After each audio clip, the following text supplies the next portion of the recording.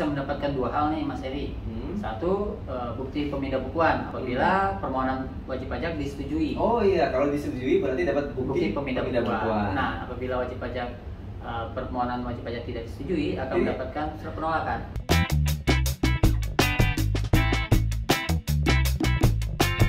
Assalamualaikum warahmatullahi wabarakatuh. Halo kawan pajak, selamat datang di podcast KPP Madya 2 Jakarta Selatan 1. Kita berikan aplaus untuk podcast ini.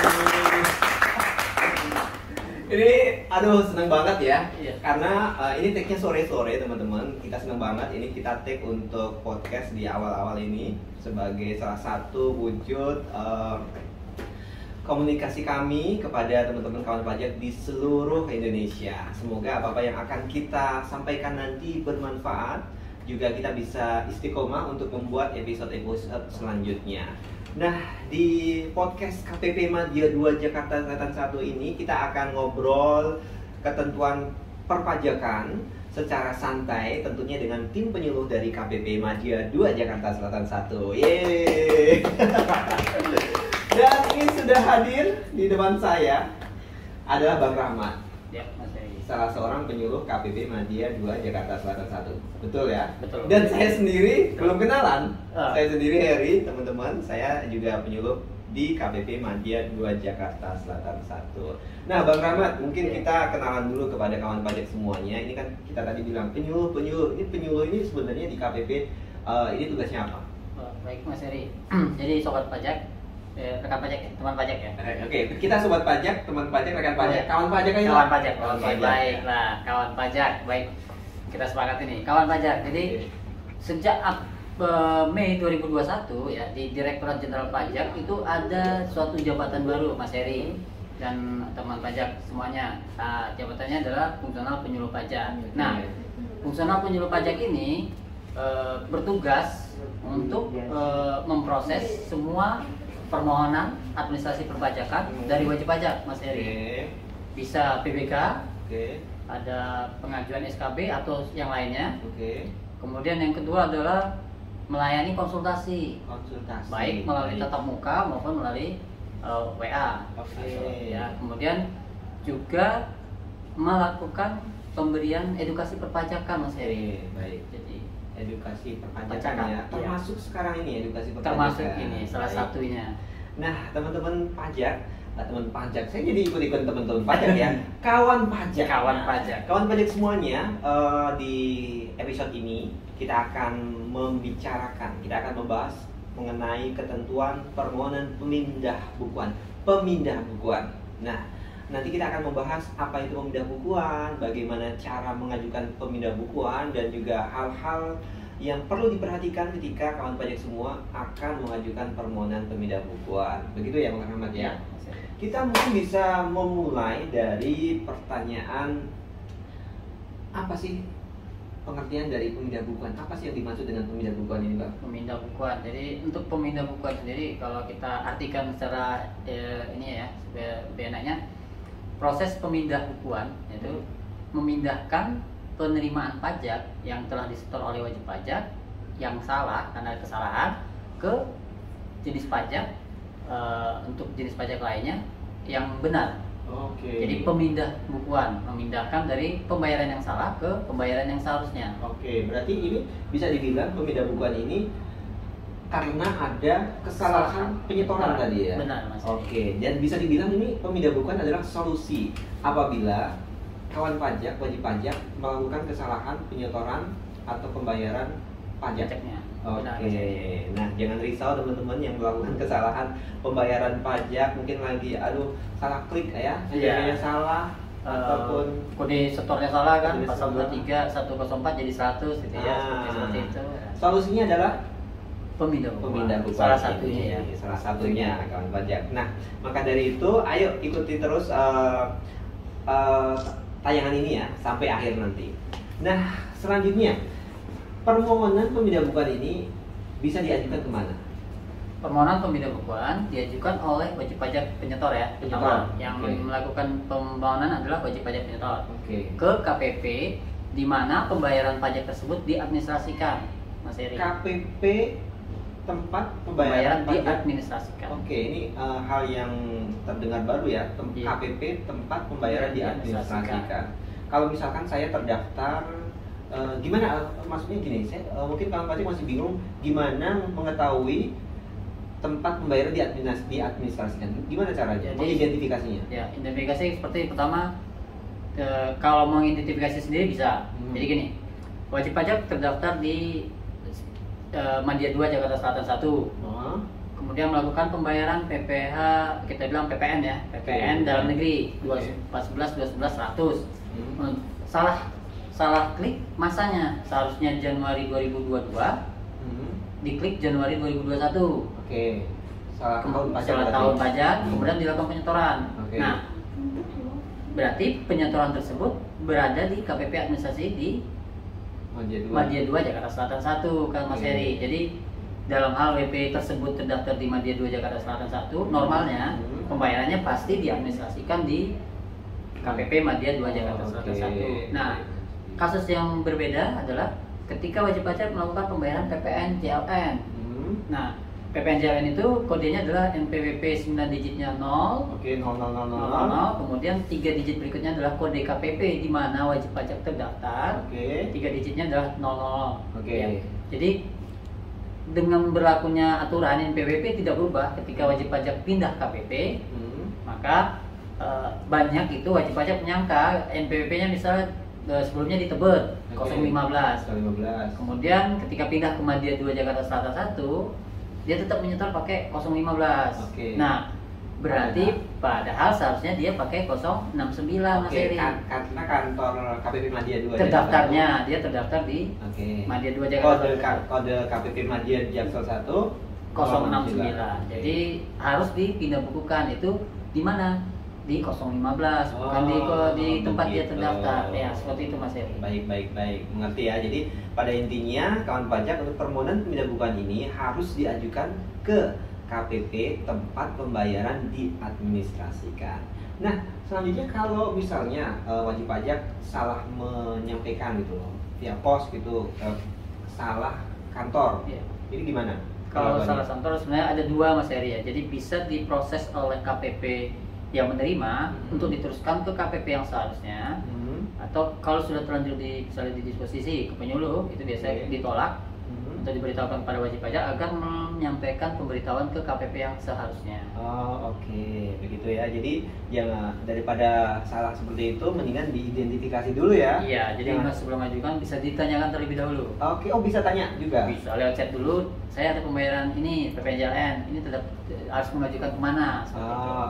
Baik. Nah, selanjutnya mungkin kita masuk ke hal yang paling penting ya di sini ya, paling sering ditanyakan ya. Untuk persyaratan pengajuan pemindahan bukuan ini apa saja? Secara umum mungkin apa saja? Secara umum adalah mengisi formulir permohonan pemindahan bukuan yang ada di PMK 242 tahun 2014. Berarti sudah ada bakunya? Sudah ada bakunya, dan yang perlu diingat adalah untuk permohonan tersebut satu surat untuk satu SSP atau untuk satu BPN. Jadi tidak bisa dua SSP dalam satu, misalnya dua SSP salah setor nih, atau dua BPN ya, itu tidak bisa satu surat, harus dua surat. Tidak bisa biar saya ada beberapa salah SSP langsung satu permohonan gitu ya, nggak bisa ya? Nggak bisa. Jadi harus satu surat, satu SSP atau satu BPN. Dan pengisiannya diikuti dengan tata cara pengisiannya. Jadi di atas itu ada nama penyetor ya, jadi bukan nama perusahaan sebenarnya kalau kita mengikuti tata cara pengisian di PMK 242-nya. Mungkin lebih pastinya dicek di tata pengisiannya, di lampirannya. Selain itu ada lampirannya? Lampiran yang umum berikutnya adalah melampirkan BPN, bukti penerimaan negara elektronik ya, yang dibayar oleh wajib pajak, ataupun SSP, surat setoran pajak ya, yang asli ya. Kalau untuk SSP, kalau BPN kan bisa cetak ulang ya, karena elektronik. Harus dilampirkan. Baik, tadi kan dibilang Bang Rahmat ini persyaratan umum yaitu mengisi formulir permohonan dilampiri dengan BPN atau SSP asli. Kemudian case lainnya apa? Jadi kalau untuk bukti PPh pasal 23 atau 26 ada kelebihan pembayaran pajak karena kesalahan atau pembetulan ataupun pembatalan bukti potong. Pertama, wajib pajak melakukan pembetulan dulu SPT-nya.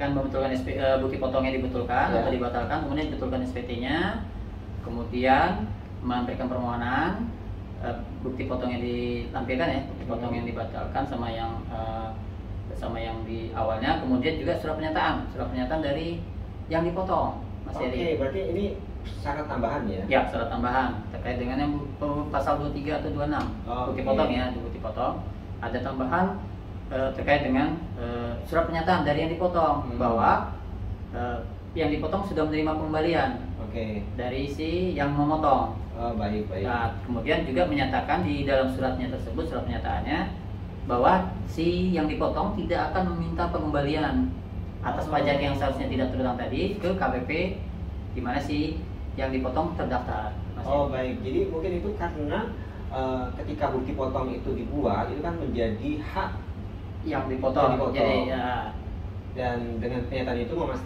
memastikan bahwa tidak ada double ya. Misalkan pihak memotong mengajukan PPK, dia dipotong ngajuin PPK juga. Seperti itu, Mas Heri. Jadi mungkin surat pernyataan itu untuk meminimalisir terjadinya itu ya. Iya, Mas Heri. Benar sekali. Nah, selanjutnya ada case lain Bang untuk PPK ini. PPK untuk PPN ya, PPN JLN.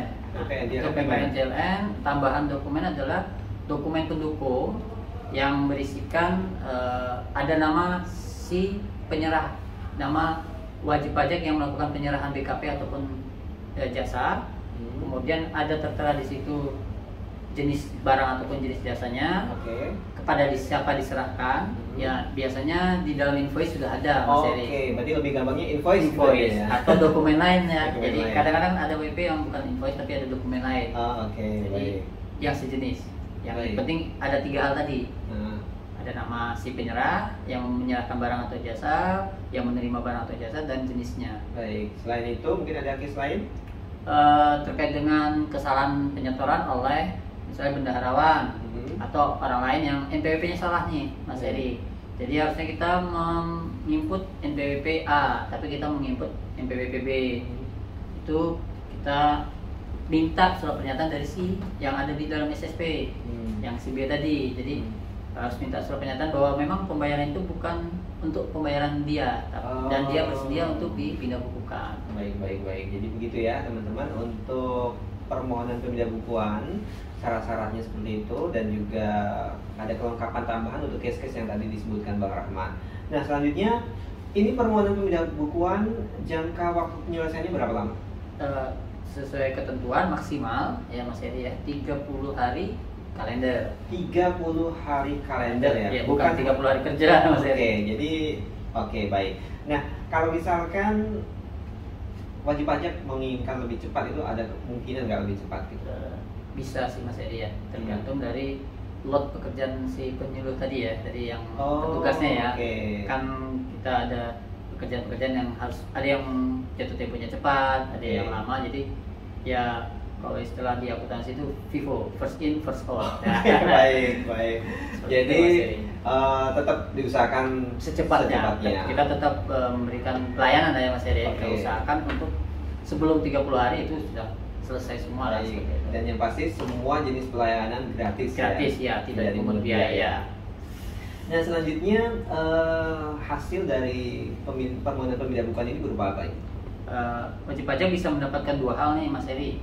Satu, bukti pemindah bukuan apabila permohonan wajib pajak disetujui. Kalau disetujui berarti dapat bukti pemindah bukuan. Nah, apabila wajib pajak permohonan wajib pajak tidak disetujui, akan mendapatkan surat penolakan. Jadi bisa kemungkinan ya, bisa disetujui dapat dokumen bukti pemindah bukuan, apabila ditolak mendapatkan surat penolakan. Surat cinta penolakan, surat penolakan. Ya, itu mungkin ada beberapa hal Mas Heri. Bisa jadi karena ada dokumen yang kurang dilengkapi, atau memang seharusnya atas pajak tersebut tidak di PPK, Mas Heri. Tidak di PPK. Tidak bisa di PPK. Sesuai dengan ketentuan. Baik. Nah, selanjutnya hasilnya itu bagaimana cara mendapatkannya, kawan pajak? Apalagi ini kan lagi musim WFH ya, masih ada yang WFH, pandemi begini. Gimana? Jadi kalau untuk kasus saat ini, jadi wajib pajak surat-surat tadi ya, baik bukti pemindah bukuan ataupun penolakan itu kita kirim ke alamat wajib pajak terdaftar. Oke. Namun wajib pajak bisa meminta scan ya, hasil scan dari bukti pemindah bukuan ataupun surat penolakan tadi ke KPP, bisa melalui chat WhatsApp ataupun chat di bagian admin laporan. Seperti itu Mas Heri. Oh baik. Jadi teman-teman kawan pajak semuanya bisa tetap mendapatkan scan terlebih dahulu gitu ya, dengan menghubungi admin permodalan pelaporan. Seperti itu. Nah selanjutnya kalau misalnya ya hasil PBK tadi ternyata belum dipakai, belum dikreditkan di SPT, kemudian dia mau ngajuin permohonan pemindah bukuan lagi, masih mungkin nggak? Masih diperbolehkan, diperbolehkan sepanjang tadi ya belum digunakan. Oke, jadi kawan pajak masih bisa mengajukan lagi pemindah bukuan selanjutnya ya. Pemindah bukuan dipindah bukuan. Nah, nanti lampirannya adalah bukti pemindah bukuan, bukan NTPN atau bukan BPN sebelumnya ya. Jadi harus melampirkan bukti pemindah bukuan yang asli yang sudah diterima lewat pos oleh KPP tadi. Oh baik. Nah selanjutnya kita kan tadi sudah membahas ya kawan pajak semuanya terkait pengertian pemindah bukuan, bagaimana cara mengajukan pemindah bukuan, berapa jangka waktu penyelesaian pemindah bukuan, dan juga tadi cara mengambil dokumen hasil pemindah bukuan itu.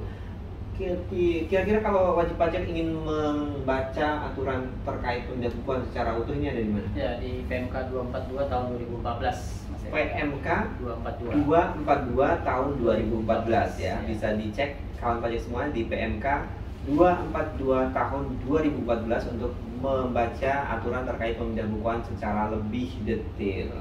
Mungkin ada lagi yang mau disampaikan terkait pemindah bukuan? Itu saja, sudah komplit ya. Sudah tuntas kawan pajak semuanya. Kita sudah ngobrolin pemindah bukuan dengan komplit. Mungkin teman-teman yang ingin mendapatkan peraturannya nanti bisa cek di www.pajak.go.id ya. Ya, untuk formulir permohonan bisa di situ. Ketentuan juga banyak di internet, sudah banyak begitu. Sampai di sini podcast kami kali ini. Saya Heri Nugroho dan juga Bang Rahmat undur diri. Assalamualaikum warahmatullahi wabarakatuh. Pajak kuat, Indonesia maju.